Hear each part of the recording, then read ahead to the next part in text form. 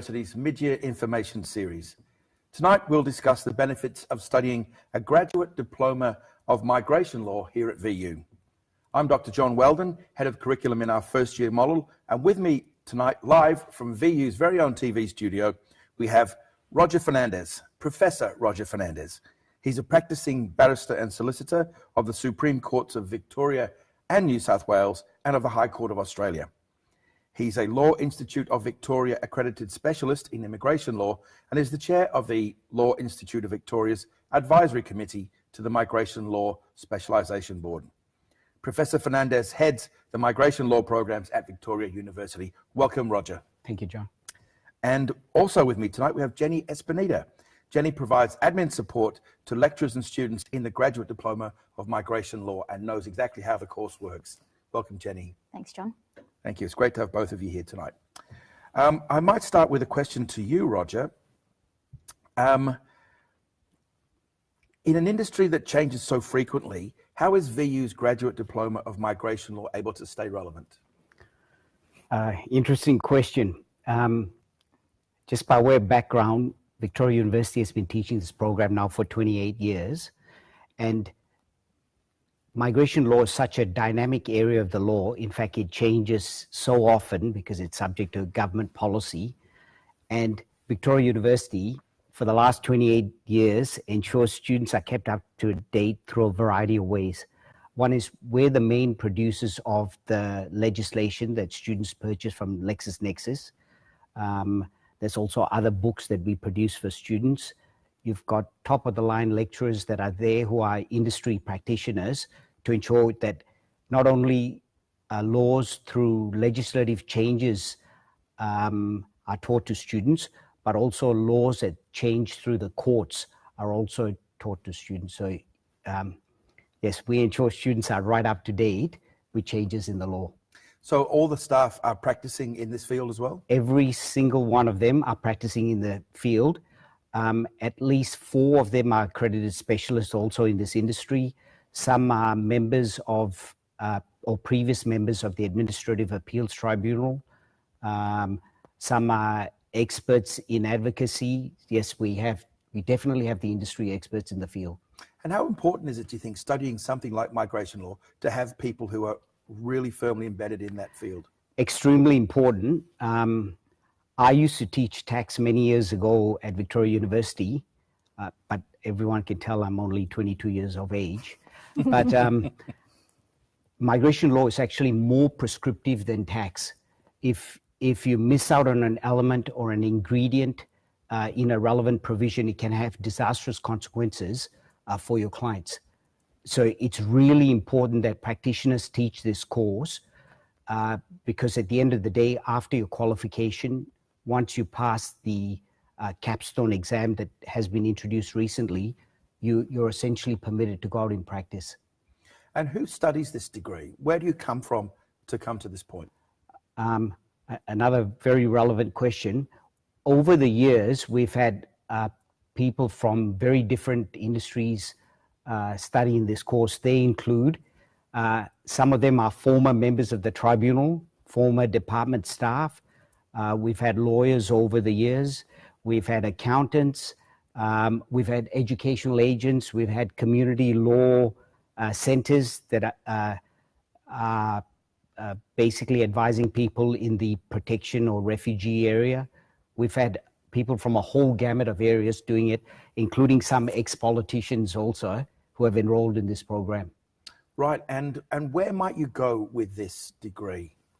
Okay, so essentially once you qualify, pass the relevant capstone exam and the other requirements that the Office of the Mara has prescribed, you can go into a number of different areas. So some of our students who are educational agents go into the education field where they assist with migration matters.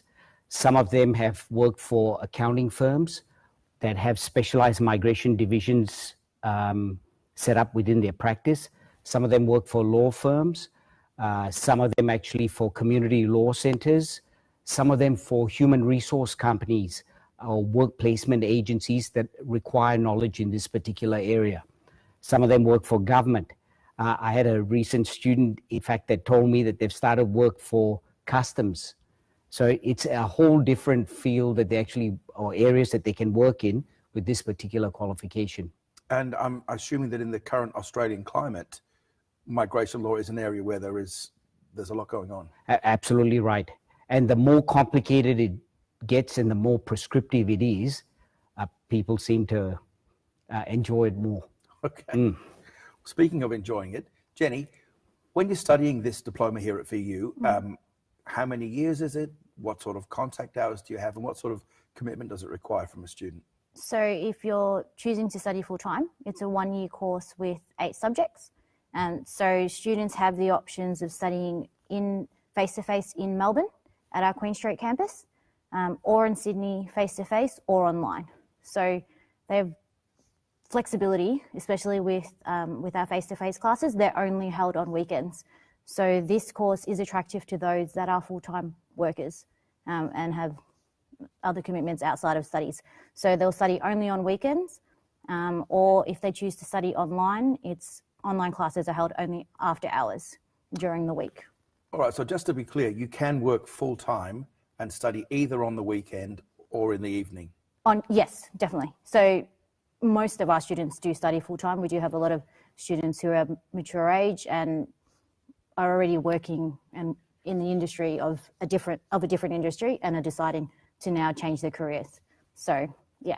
Just to be clear, so although they can work full-time and some of them do, they still expected to put in the relevant study hours associated with the program because it is quite complicated. So do a lot of students elect to study part-time? Most of our students are studying full-time, but a lot of students do ask, we have the question of, is it hard? I mean, yes, it is a hard course, not going to lie about that. It's very intense. It's an intense course with, for example, for one subject, you're only doing 4 days of classes. So, and it's every single weekend that you'll most likely be studying. So it is a hard course. Students just need to manage their time well amongst working full-time and studying full-time as well. But studying part-time is also an option for students. Well, being intense, I guess, is part of the deal, isn't it? If you're studying migration law, which is, as you said, constantly evolving, constantly changing, very complex, it has to be intense if you're going to do it properly. Absolutely right. And in real life, there are very prescriptive time limits associated with a lot of things. And if students don't manage their time well while studying, it's going to be a real problem in real life when you have to manage perplexing problems in a short period of time. So tell me then, what experience do you have with the students, Jenny? What sort of feedback are they giving you about this idea that they can study on weekends or in evenings? Oh, they love it. Most of our students, when we tell them that, oh, your classes are on weekends, they're like, oh, that's great. It works well with our schedule. Yeah, it is positive feedback with students, especially with our online classes. Because they're after hours, students can watch them after work, or they're recorded so they can watch them in their own time. The only thing, I guess, is watching in your own time is just obviously managing your time well, again, because you can, I guess, end up with a backlog of classes that you need to watch. So yeah, it's very positive feedback from our students. Roger? And over the 28 years, we've decided, and you're in charge, I can see, John, of the first year model, this intensive block seems to work the best. That's what we found over the period of time. And hence we developed this weekend modes, because that's how they prefer to actually study in more burst mode rather than, 2 hours every week. I think that intensive mode is proving to be very beneficial for students. In life, you don't go to work for 1 hour on a Monday morning and then go again the next Monday, do you? You're working in it, you're immersed in it. And this burst mode allows the students to become immersed in the subject matter. So how many hours on a weekend would you study, Jenny? So it's 8 days per day. So in in one weekend, it's 16 hours. Okay. Yeah. And the online classes, how do they run? So it's 4 hours per week per subject. And what would you do in these weekend classes, Roger? How do they work from a student perspective? So essentially, we'll deliver the subject matter content. Students are presented beforehand with quite comprehensive notes that the university produces. Essentially, in fact, the ancillary material that they need is produced also by the university through a renowned legal publisher called LexisNexis. And then what happens is, once we develop the theoretical knowledge, most of the classes then we tend to focus on case studies, how we actually apply the theoretical knowledge to practical real-life scenarios. That's the objective of this program, because as we mentioned, once they finish this qualification and the other requirements prescribed by the Office of Omara, they're out in practice. So we've got to equip them with the practical tools to ensure they can service their clients. And how is this diploma, how are the graduates of this diploma viewed by industry? Viewed pretty well. From what we actually gather, a lot of our students have actually been employed. Some, it's funny in this industry, a lot of them actually start off as sole practitioners. Some decide to abandon the practice because for whatever reason, but some actually do continue on and have become highly successful migration agents. And we know a lot of our students as part of our alumni who inform us about things. And do students develop networks while they're studying this degree? Does it help them work their way into industry? They do. So they develop study groups and bonding between the groups. And I've noticed with some of them over the years, they tend to specialize. Some might be doing business migration, some might be doing family migration, and there's sometimes cross-referral. Some might only focus on student migration or student issues, student visas. Some, in fact, focus on the compassionate or humanitarian side, like refugees, protection visas, those kind of things. But essentially, once they finish, they can belong to the university as part of the alumni, which they do. And also they can join industry bodies like the Migration Institute of Australia, where a lot of our student members progress to these sort of industry bodies. And a thought just occurred to me, what keeps you interested in this degree after having taught it? And you're only 22. Exactly right, having yes. Taught it for so many years. What is it that keeps you interested?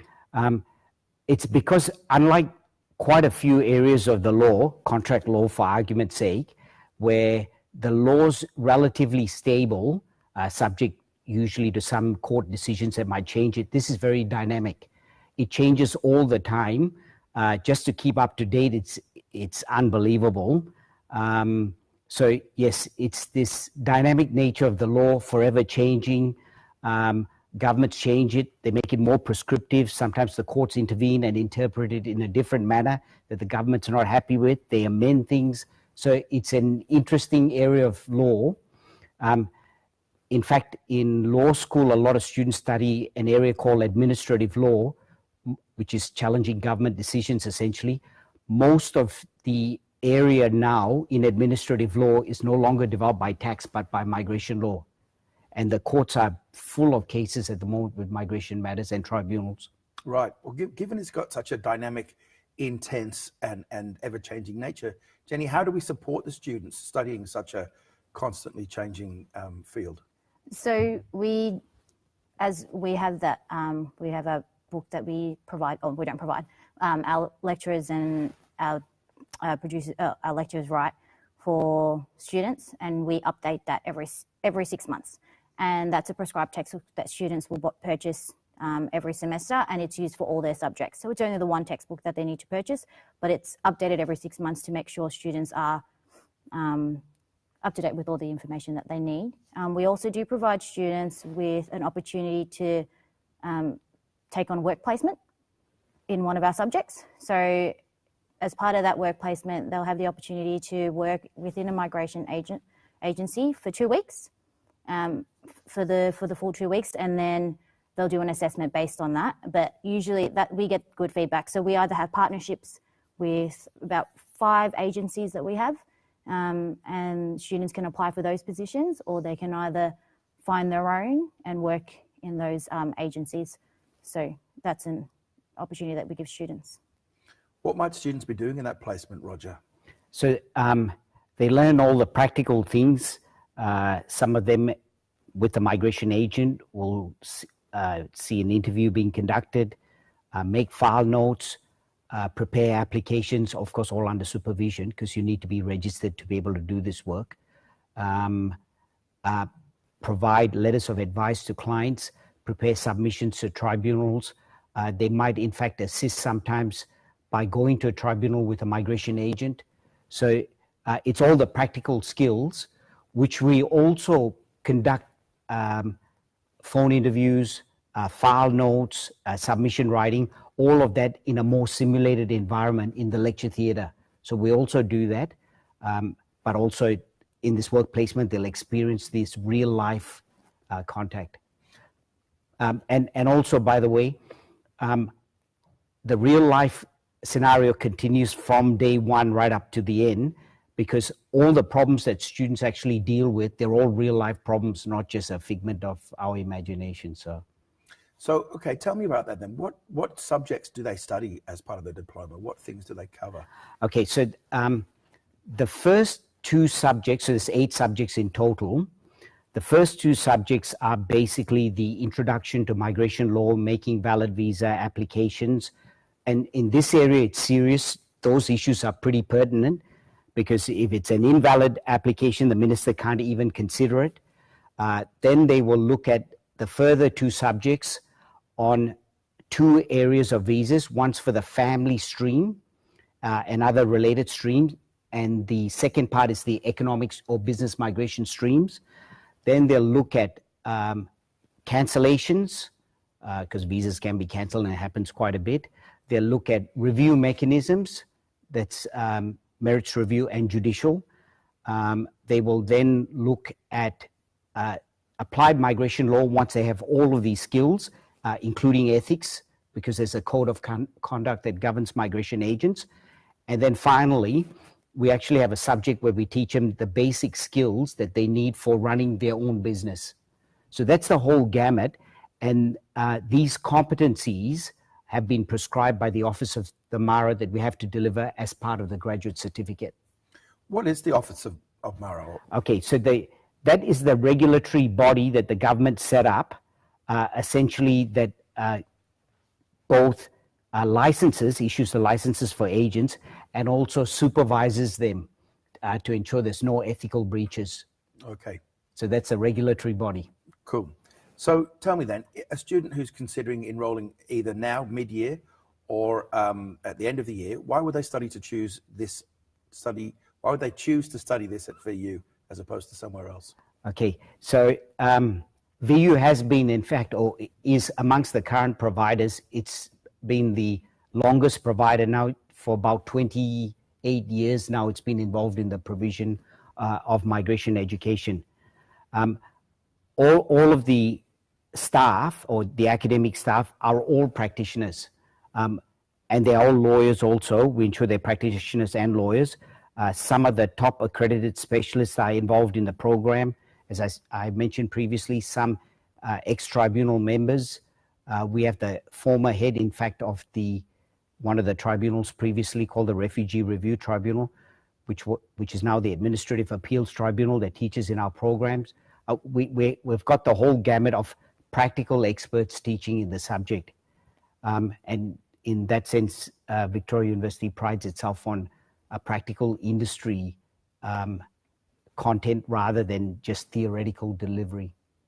Thanks, Roger. And for any students thinking of studying at mid-year, when do they have to think about applying, Jenny? So applications are open now online, and they will close on the 24th of June, and our semester starts on the 30th of June.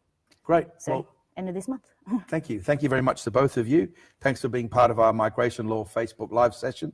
And for more information, please feel free to jump online and chat to our friendly staff, or book a face-to-face consultation if you like. And there'll be a link pinned in our comment section which discusses that. Join us live again tomorrow at 5:30 to hear more about your mid-year study options. Thank you, and we hope you found these sessions informative and enjoyable. Good night.